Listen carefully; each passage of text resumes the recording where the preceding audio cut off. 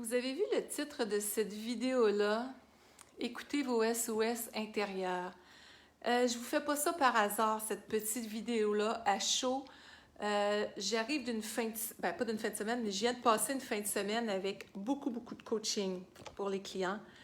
Ça brasse pas à peu près ces temps-ci. Ça brasse intérieurement pour beaucoup de personnes. Il y a du désarroi de plus en plus. Vous savez ce qui se passe socialement.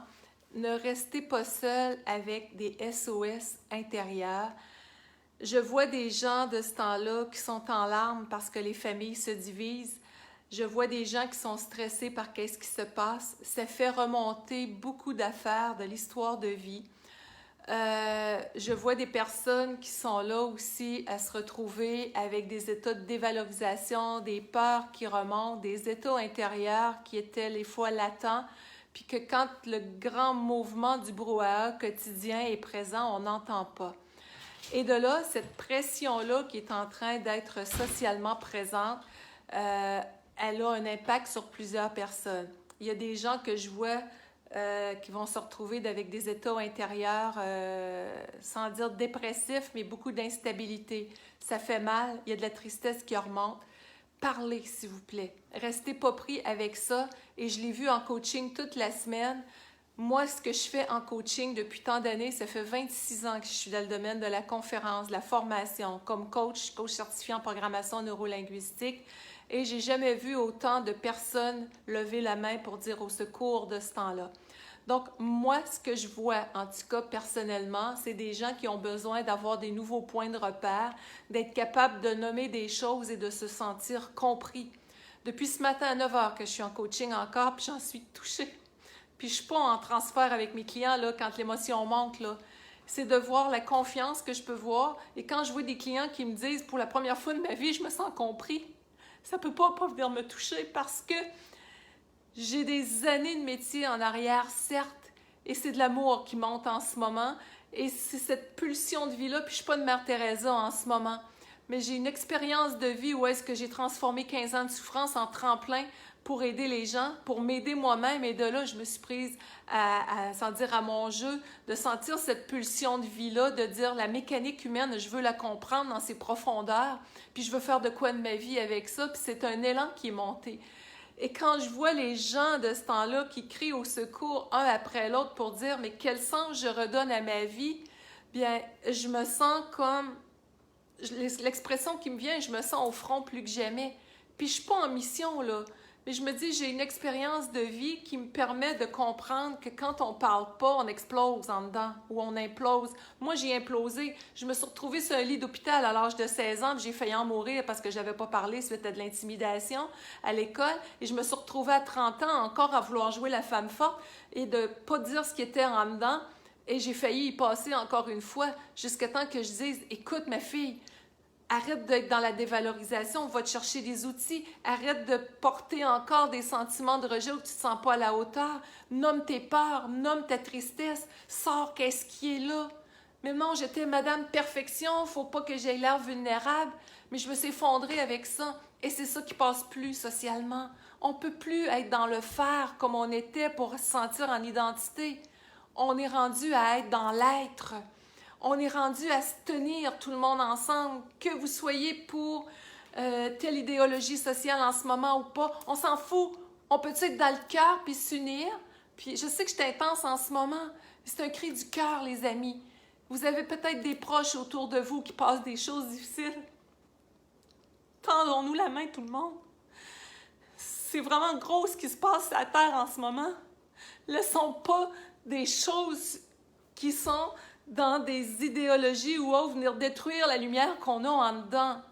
Peu importe votre pensée, peu importe ce que vous croyez, on a une chose en commun. On veut être heureux, on a une essence profonde, lumineuse, puis c'est elle qu'il faut qu'il passe. C'est elle qu'il faut garder connectée plus que jamais, puis d'éviter d'embarquer dans l'ego.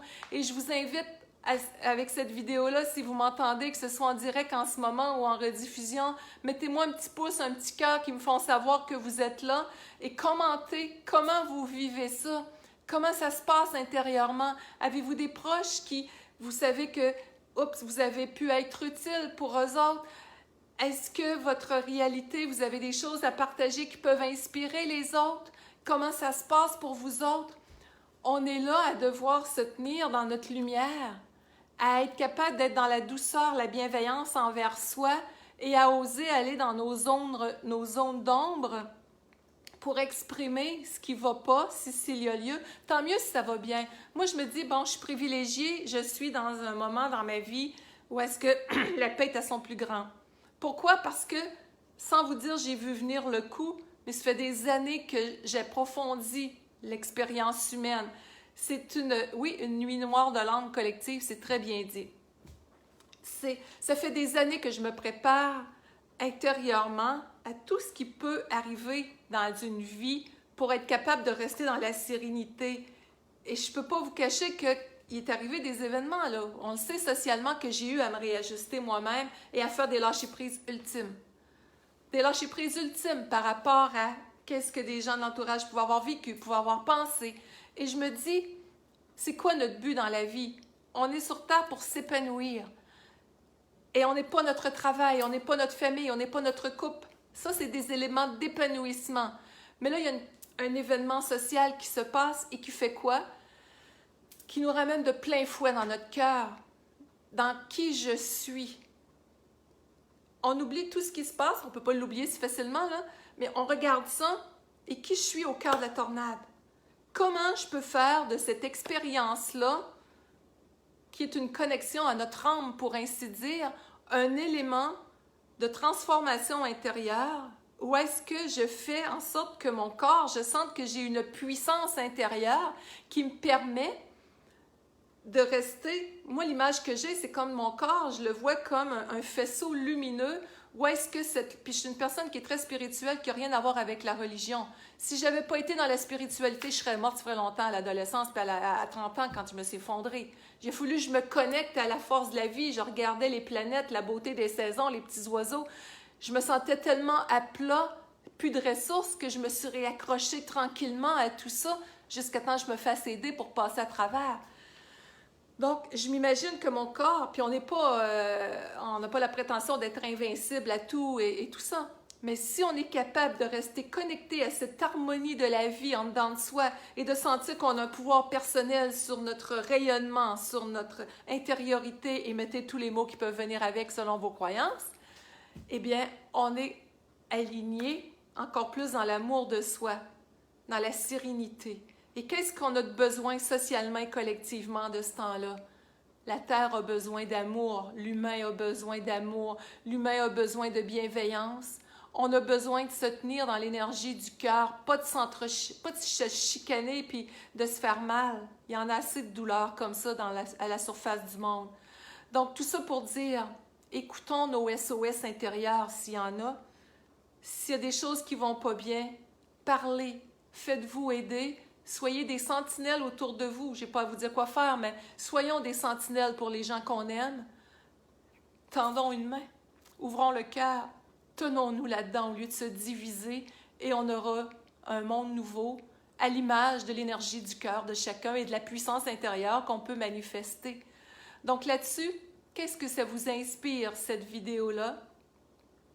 En quoi vous pouvez faire une différence dans votre vie, ici, maintenant? Et on a toujours deux choix. On n'est pas dans l'utopie, on n'est pas à nier qu'est-ce qui se passe socialement. Ce qui se passe socialement fait émerger notre histoire, comme je vous disais, et l'histoire du monde. Mais on est dans un virage de transformation intérieure à la fois aussi. Donc, on peut toujours contempler deux choses. On peut contempler une sphère qui est limitative, se connecter à des peurs et en créer encore et faire grossir cette sphère-là. On peut se connecter à qu'est-ce qui va toujours bien en dedans de soi, qui peut aller mieux, comment je peux créer de la beauté dans ma vie. Vous pouvez encore mettre dans votre maison une bougie qui est allumée, cueillir des fleurs sauvages, semer des sourires, récolter les compliments qui vous sont donnés, être capable d'en donner. On peut encore faire quelque chose. Et merci pour les commentaires. Merci Gilbert à l'instant. On n'est plus dans une société où est-ce qu'on a à dire aux autres quoi faire et tout ça dans notre individualité. Il y a assez de choses qu'il fait là, au niveau mondial, si on veut. Mais dans notre individualité, dans nos maisons, dans notre cœur, comment je peux amener l'autre à être plus dans la confiance, dans l'estime, dans la joie, dans la lumière, puis de lâcher prise sur nos grands égos de contrôle. Ils nous ont enfoncés, ces grands égos-là. J'en ai fait un livre un jour qui n'est plus disponible maintenant, je dois le rééditer, qui s'appelle « Les messages de l'ego ». Paix, amour et joie ici et maintenant. Donc, je sais que je suis intense en ce moment, mais c'est un cri du cœur, les amis. C'est un cri du cœur où est-ce qu'on a à revenir dans notre enracinement, parce qu'on a une vie terrestre, oui, mais dans notre cœur où est-ce que l'autre devient un acteur, une actrice de théâtre dans la grande pièce de théâtre de la vie pour nous refléter aussi en quoi je peux lâcher prise, en quoi je peux mettre de l'amour, de la lumière et dire à l'autre, tu as peut-être vécu des difficultés, j'en ai peut-être vécu. Entrons dans l'énergie du cœur, dans notre vulnérabilité au lieu de vouloir se prouver des choses et faisons de notre vie quelque chose qui, dans l'immédiat, peut encore avoir quelque chose de merveilleux à vibrer à l'intérieur de soi. Et tout le monde ensemble, si on se tient la main comme si on était autour de la Terre, tout le monde, qu'on se tenait la main là-dedans, c'est ça qui va faire qu'on va avoir une société qui va aller de l'avant et avec beaucoup plus de joie, de lumière et une individualité en ce sens aussi. Donc, à vos commentaires, les amis, et moi je reviens, vous le savez, ceux qui me suivez depuis longtemps, je suis quelqu'un de fondamentalement je suis très douce. J'ai beaucoup, j'ose le dire, j'ai beaucoup de profondeur. Et pour moi, la vie se vit à travers la profondeur. J'ai vu beaucoup de gens en coaching depuis des années se sentir exister par la performance et trouver monotone les gens qui étaient dans un rythme plus serein en contact avec la nature. Et ces gens-là, au travers des coachings, souvent sont revenus me dire « Il me manquait une partie de moi, puis je l'ai enfin retrouvée » quand on reconnecte à cette unité-là. Nous ne sommes pas des fers humains, nous sommes des êtres humains. Et c'est ça. Cette douceur-là, quand on y revient, qu'on n'a rien à prouver, qu'on ose se remettre en question, qu'on ose dire à quelqu'un « je me suis trompé, excuse-moi », qu'on ose voir notre propre valeur, se complimenter les autres au lieu de voir leur travers, on devient des êtres libres, libres de créer du bonheur. Ça peut faire éclatant sanglot parfois, mais tout ça pour dire que cette douceur-là que je porte, je l'ai souvent mal utilisée en me laissant voir moindre que les autres. Et le jour que j'ai compris que cette douceur-là, c'était ma sécurité intérieure, que si je restais douce envers moi-même, que je n'accepterais plus des choses qui ne me conviennent pas, c'était le début de ma liberté intérieure. Alors cette force-là, tout le monde en la porte. Mais elle est souvent entachée de notre histoire de vie. Où est-ce que si on s'est senti des fois, et on n'est pas en train de blâmer nos parents, si on s'est senti rejeté, on s'est senti abandonné, on ne s'est pas senti compris, on a fui des fois. Certains vont avoir fui dans l'alcool, dans la drogue, dans le jeu, dans toutes sortes de paradis artificiels pour tenter d'engourdir qu'est-ce qui faisait trop mal.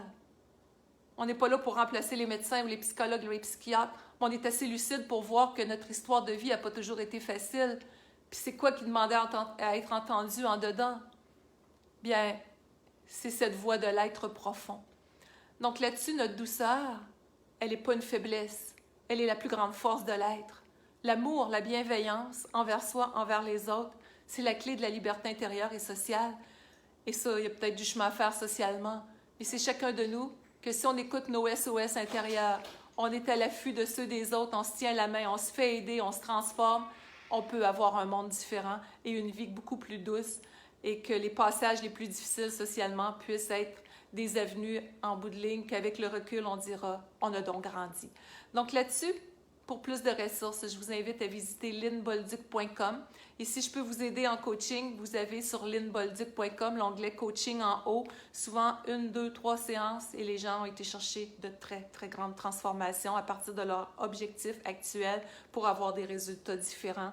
Et il y a tellement d'expériences de vie, j'ose le dire, derrière et professionnelles que c'est assez facile de mettre le doigt sur les choses pour amener des transformations, faire des liens pour que la personne dise « enfin ». Donc là-dessus, gros câlin tout le monde. Si vous trouvez une valeur ajoutée, je vous le redis, merci de partager cette vidéo-là. Merci de la partager à des proches. Et puis, sur mon site Internet aussi, il y a beaucoup d'articles dans la section blog, de chroniques, de vidéos sur ma chaîne YouTube également. Alors, amusez-vous, il y a beaucoup de gratuités qui sont là également. Gros câlin, bye bye.